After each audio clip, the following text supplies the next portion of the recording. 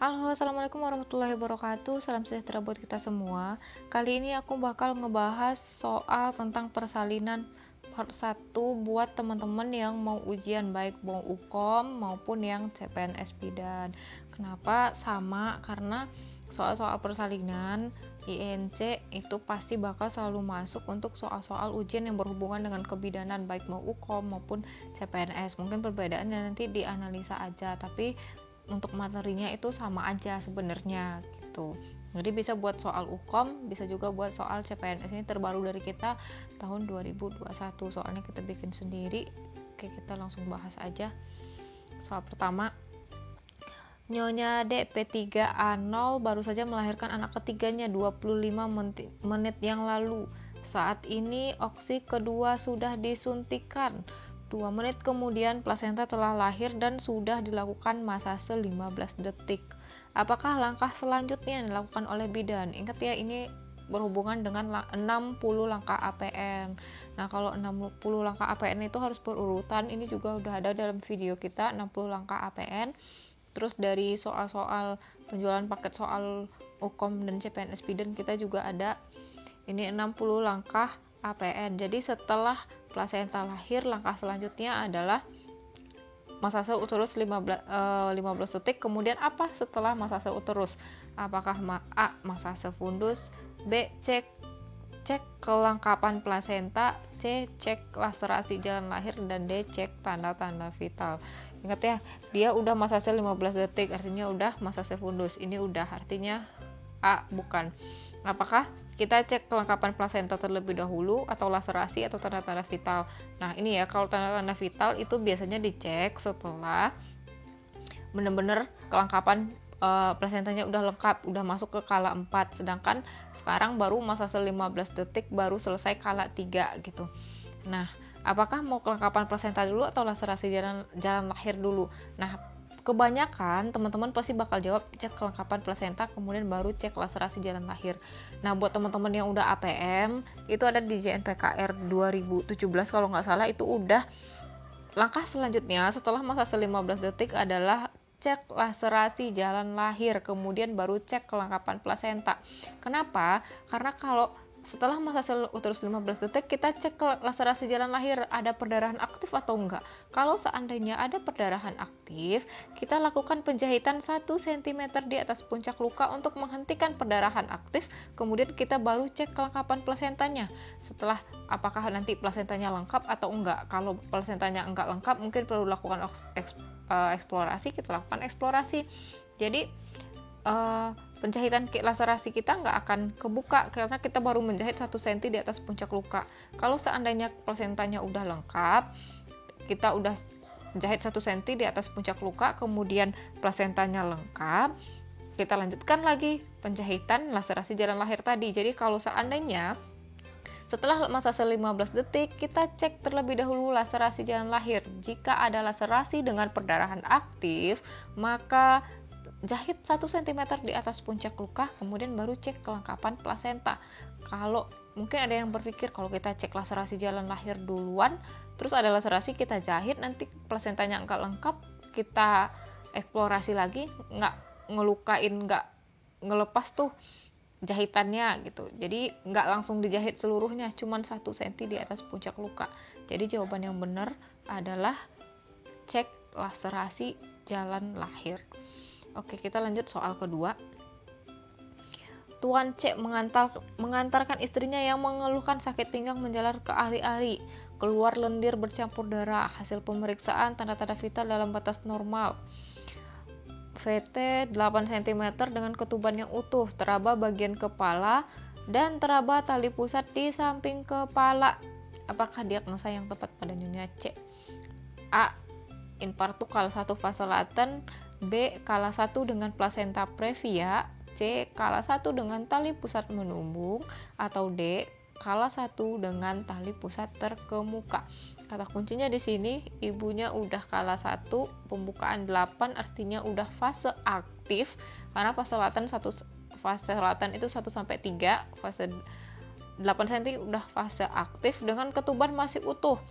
Teraba bagian kepala artinya presentasi kepala dan ada tali pusat di bagian kepala. Itu ya kata kuncinya. Dia udah pembukaan 8 fase aktif. Teraba bagian kepala artinya preskap dan ada tali pusat yang teraba di samping kepala. Kita lihat A. Impartu kalah 1 fase laten, tentu enggak karena dia udah pembukaan 8. B. Kalah 1 dengan plasenta previa. Plasenta previa, ingat lagi, plasenta previa adalah yang menutupi plasenta yang menutupi jalan lahir, artinya bukan. Yang C. Kalah 1 dengan tali pusat menumbung. Bisa jadi atau D. Kalah 1 dengan tali pusat terkemuka. Sekarang kita lihat apa sih perbedaan tali pusat terkemuka dengan tali pusat menumbung. Kita lihat di soal, teraba tali pusat di samping kepala, artinya antara tali pusat menumbung atau enggak tali pusat terkemuka gitu. Nah, lihat lagi dari ketubannya, ternyata di soal ketubannya utuh. Kalau ketubannya utuh artinya dia presentasi kepala dengan tali pusat terkemuka. Tapi lain hal kalau di soal dikatakan ketuban negatif atau sudah pecah, artinya tali pusat menumbung. Tapi kalau misalkan ketubannya masih utuh, teraba bagian kepala dengan nada ada seperti berdenyut atau teraba tali pusat gitu, maka di jawaban yang tepat adalah tali pusat terkemuka. Jadi itu ya perbedaannya. Oke, kita lanjut soal ketiga. Nyonya SG1 Peno A0 datang ke rumah sakit berada dalam kala 1 persalinan. Ini tekanan darah 110/70 dengan nadi 78, detak jantung janin 152 kali per menit. Saat dilakukan pemeriksaan pembukaan 4 cm, his 3 kali 30 detik dengan ketuban sudah pecah dan berada di hot 1. Apakah asuhan yang tepat? A. Anjurkan mobilisasi jalan-jalan. B. Anjurkan mobilisasi miring kiri. C. Anjurkan istirahat tidur untuk mengatasi nyeri. D. Segera lakukan rujukan. Kita lihat A. Anjurkan ibu mobilisasi jalan-jalan. Ingat ya, kalau misalkan ketuban udah pecah, itu ibu nggak dianjurkan lagi buat jalan-jalan. Mobilisasinya mungkin miring kiri atau miring kanan. Kenapa? Karena kalau masih jalan-jalan itu ditakutkan nanti bakal prolaps tali pusat. Tali pusatnya bisa menumbung gitu. Salah satunya ya. Makanya nggak dianjurkan. Kalau ketuban sudah pecah itu mobilisasinya nggak dianjurkan lagi buat jalan-jalan. Berarti A enggak. Sekarang B, anjurkan ibu mobilisasi miring kiri. Oke, bisa jadi. Kita lanjut C. Anjurkan ibu istirahat tidur untuk mengatasi nyeri. Di sini ya, asuhannya ibu nggak ada ngeluhin soal mengatasi nyeri. Memang kalau misalkan di kala 1 itu ada anjuran buat mengatasi nyeri gitu. Asuhannya, tapi di soal nggak dikatakan nih. Berarti kurang tepat. Dan D. Segera melakukan rujukan. Apa kita mau mobilisasi miring kiri atau mau melakukan rujukan? Kenapa? Nah, kita lihat lagi. Ternyata di soal ibunya G1 artinya primigravida dan kepala berada di hot 1 artinya masih tinggi. Dan sedangkan ketubannya juga sudah pecah gitu. Nah, kalau ibu G1, ibu primi, harusnya dalam usia memasuki usia 36 minggu kepalanya udah masuk PAP. Kepala masuk PAP itu berada di hot berapa? Hot 3+. Jadi hot 3+ atau melewati spina ischiadica. Dia di usia 36 minggu primi itu udah harus lewat dari sana gitu. Sedangkan di sini masih hot 1. Maka jawaban yang tepat, apakah kita mobilisasi miring kiri lagi? Sedangkan ibu ini penurunannya udah nggak normal, maka jawaban yang tepat adalah segera melakukan rujukan. Kita takutkan nanti ada CPD, karena ini masih kehamilan pertama. Kalau udah kehamilan kedua, ketiga, atau multi, itu pada saat proses persalinan kala 1, kala 2 itu, dia pada saat impartu, di saat itulah penurunannya mulai juga terjadi gitu.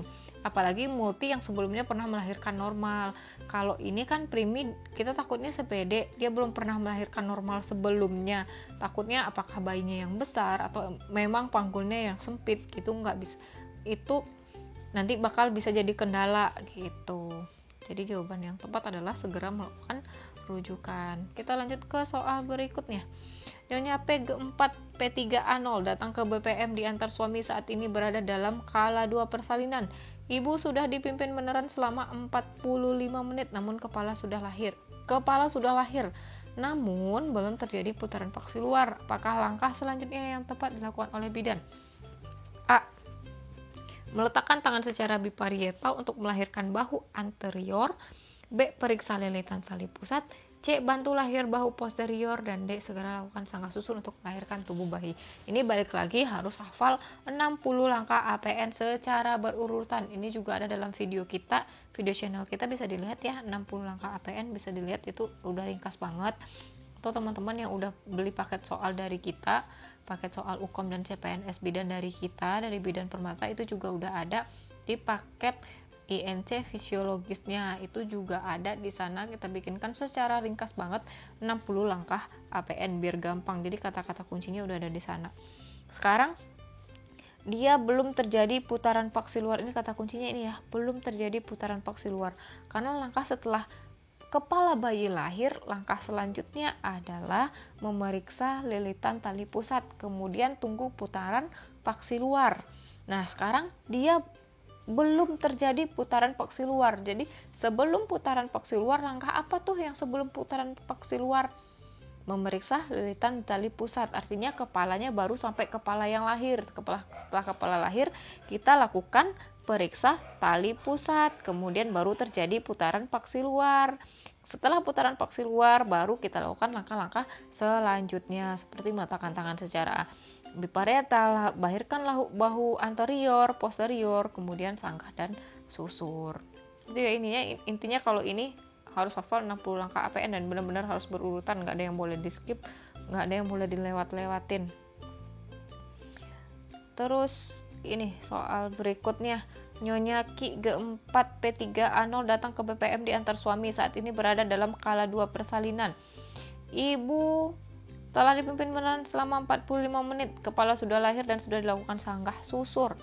Bayi menangis kuat, tonus otot baik. Apakah langkah selanjutnya? Artinya ketika bayi lahir, apa yang kita lakukan? Melakukan penilaian selintas. Setelah kita melakukan penilaian selintas, apa yang kita lakukan?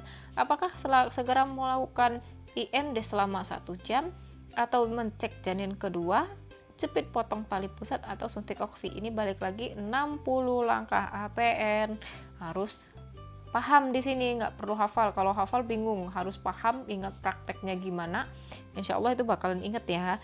Jadi ketika bayi lahir, kita lakukan penilaian selintas. Langkah selanjutnya adalah cek janin kedua. Kita pastikan nggak ada janin kedua. Ini jawabannya benar, cek janin kedua. Kalau janin keduanya udah pasti nggak ada, kita lakukan suntik oksi. Kalau setelah suntik oksi, kita baru jepit, potong, ikat tali pusat, kemudian baru melakukan IMD. Gitu ya langkahnya. Kalau untuk 60 langkah APN ini teman-teman harus ingat dan hati-hati, jangan kebolak-balik. Kadang kala soal terakhir itu bukan berarti itu langkah terakhirnya gitu.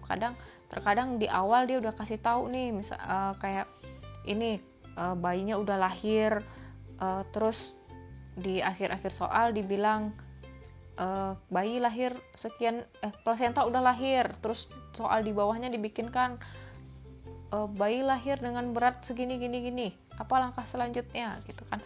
Kadang orang berpikir oh dia baru selesai melahirkan bayi gitu, karena baca soal terakhirnya aja, padahal di awal itu udah dikasih tahu kalau misalkan plasenta udah lahir. Jadi itu buat teman-teman hati-hati aja. Semoga apa yang kita sampaikan bermanfaat. Mohon maaf apabila ada salah penyampaian, salah pengucapan, salah pengetikan, ambil yang baik-baik aja. Mohon maaf kalau misalkan ada yang gak sepemahaman sama kita.